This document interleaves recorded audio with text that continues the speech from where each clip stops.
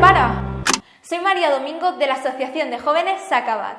Nuestra asociación nació en Cataluña para defender la Constitución y decir basta, se acabó al separatismo que nos roba oportunidades. Ni nuestro futuro ni el de 47 millones de españoles puede defenderse únicamente desde esta comunidad. Para superar esta etapa de confrontación que ha generado el nacionalismo, necesitamos la ayuda de todos los jóvenes de nuestro país. Por eso estamos trabajando para impulsar Sacabat en diferentes partes de España. La primera parada, Madrid.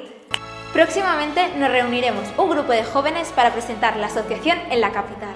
¿Vives en Madrid y quieres formar parte del proyecto? Pues contacta conmigo a través de este correo y di Sacabat.